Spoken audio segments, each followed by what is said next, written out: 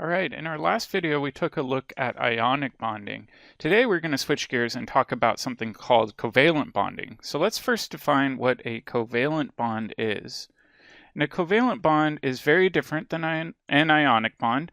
A covalent bond is a bond where electrons are shared between two atoms.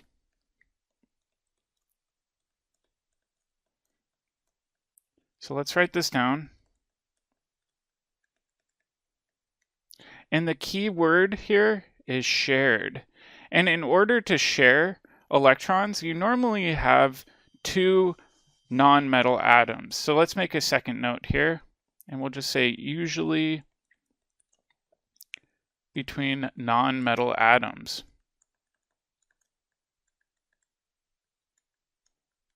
Okay, where an ionic bond, just to compare and contrast, let's make a comparison here. An ionic bond is an electrostatic attraction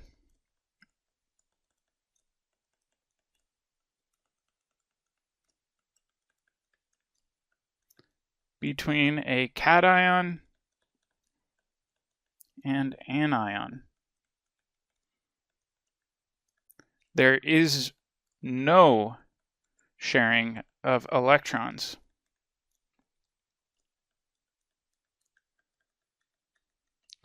So this is the big difference between these two different types of bonds. Is in a covalent bond, we've got sharing. In an ionic bond, it's just the attractive force between a positive and a negative charge. So I'm just going to put this kind of in parentheses here so that we have that to compare with. All right, so let's take an example here. And in this example, I'm going to do Cl2. So this is chlorine gas. If you're into history at all, this was the first chemical weapon used in World War I. It's pretty nasty stuff. It's this green cloud. If it gets in your lungs, it'll actually blister the inside of your lungs. So that's why it's banned today as a weapon. But obviously it's made up of two chlorine atoms. So let's go ahead and draw these two chlorine atoms. So I've got one chlorine atom here and a second chlorine atom over here. In addition, we want to do the Lewis structure for each of these, and they're each in group 7A, so we want to have 7 electrons. So I'll go 1, 2, 3, 4, 5, and I'll just do them like this, 6, 7, and you'll see why in a second. And then over here, same sort of thing, we'll put 7 electrons around it. I like to have the unpaired electrons kind of facing together, because what can happen is both of these electrons can share. So let's see what happens if we combine these together, right? So the chlorine over here will still have those 3 lone pairs on the left, but now in between, they're going to share those 2 electrons. That's what the red arrows indicate, is they're just going to share them in between the 2 atoms. And then the chlorine on the right will still have its 3 lone pairs. Okay, so right here, these electrons are shared. And what that means is that this atom over here has 8 electrons around it now, right? So the chlorine on the right has 8 electrons. And then over here, this chlorine also has 8 electrons as well. So we're able to achieve this octet preference through the sharing of those 2 electrons in between. Another way of kind of writing this out that's a little bit cleaner and easier to show is any shared electrons just show with a line. So we often show bonds, covalent bonds in particular, as a just straight line. The other lone pairs we want to include just as dots. So let's kind of identify these. So this line right here indicates a shared pair, where any of these other dots, like these up here, would be a lone pair. And I'm not going to circle all of the lone pairs, but you can imagine we've got some here, here, and so on, but I'll just erase these to keep it relatively uncluttered in our notes.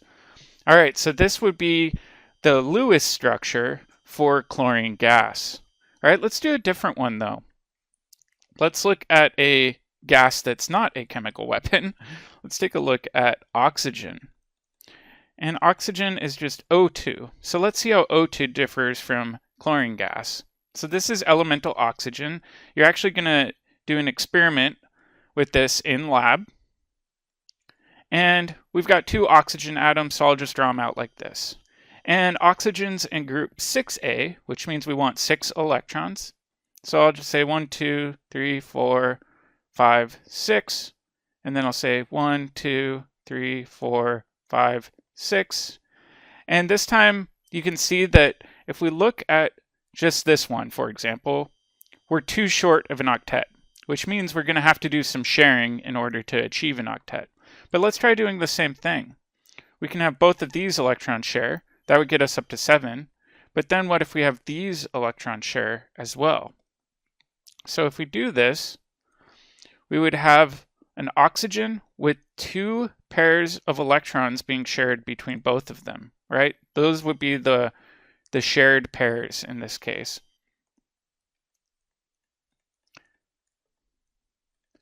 However, there's still these 2 lone pairs kind of left over on each oxygen atom that we need to account for. So let's go ahead and put in those dots. So I'll just say dot, dot, dot, dot for this one. It doesn't really matter if you do them on the sides or diagonally. I'm fine either way. But in this case, you can see we've got 2 shared pairs, and we said that a horizontal line in the situation with chlorine indicates a shared pair. So let's try to clean this up more. So to show this as being 2 pairs, we're just going to do 2 lines between the oxygen, and then we'll indicate the lone pairs that are left over. In this case, because we have 2 shared pairs, this is going to be called a double bond.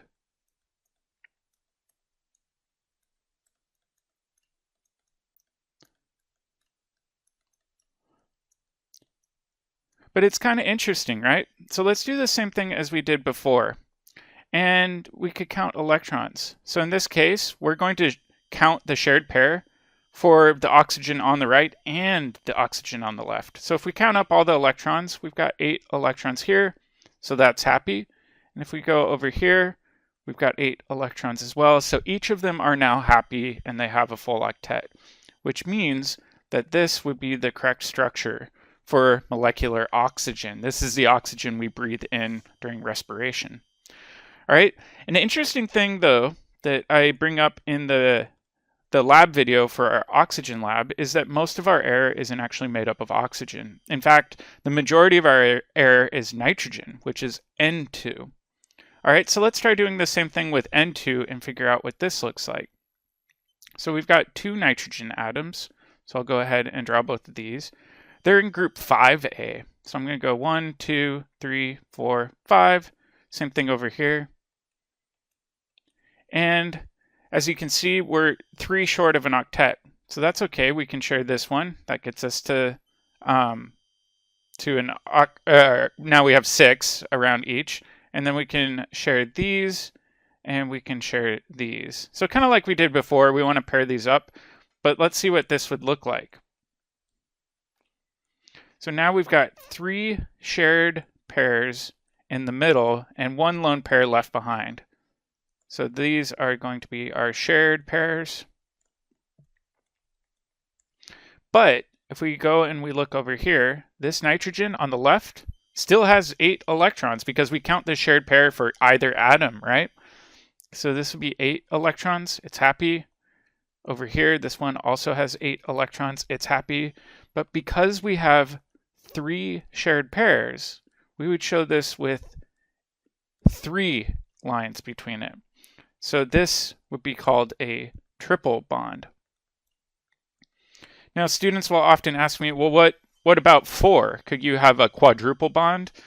Not exactly, at least not that we'll see in this course. It does happen, but it's more exotic metal chemistry than we'll ever see in our basic intro courses. So as far as we're concerned, we'll run into situations where we have single bonds indicated by 1 shared pair, double bonds, which are 2 shared pairs, and triple bonds, which are 3 shared pairs. All right, let's go to a harder example though. because these were pretty straightforward. They were just, binary atomic compounds. Let's do a hard one.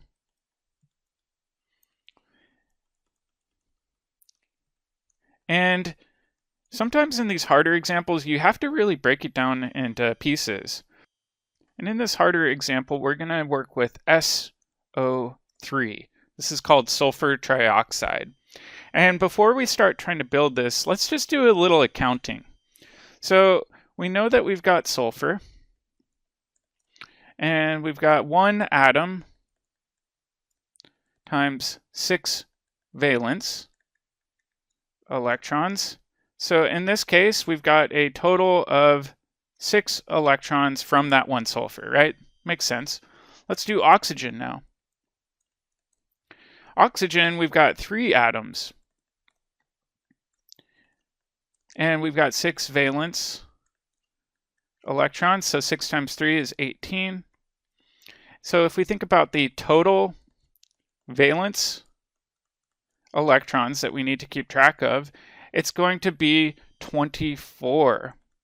All right, so now what I like to do is, once I've accounted all of the valence electrons, we can start trying to piece this together. So let's go ahead and do this.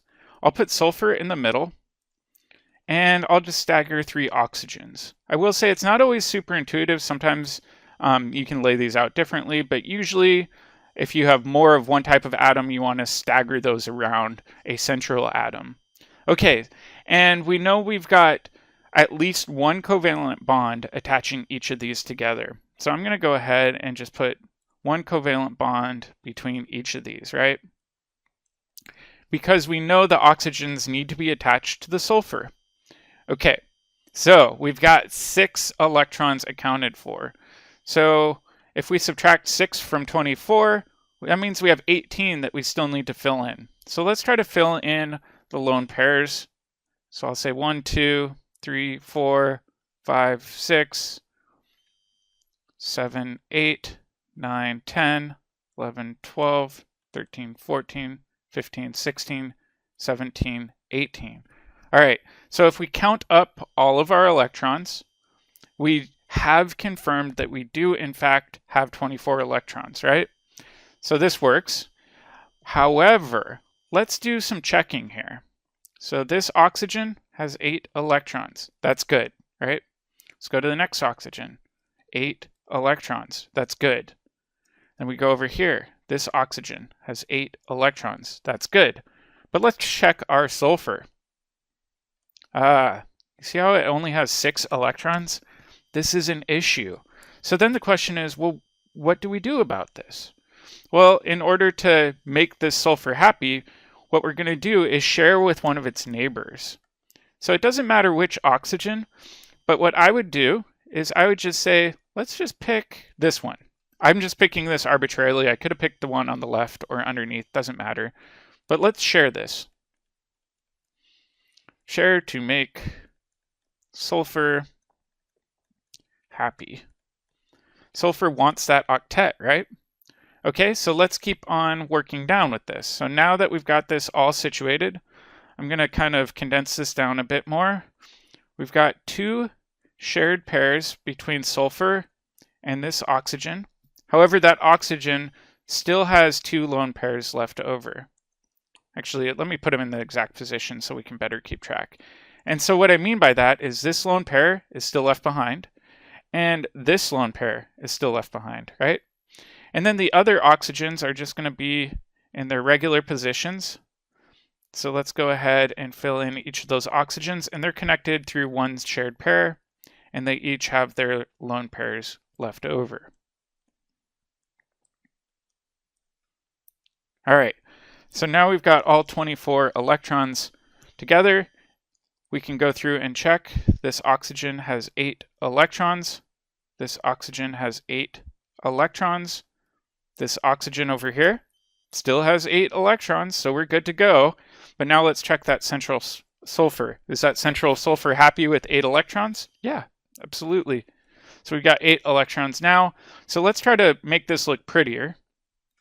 So we've got sulfur in the center, and that sulfur is double bonded to one oxygen, and that oxygen has 2 lone pairs left over. It doesn't matter if you do them diagonal or kind of on corners, I'm fine either way.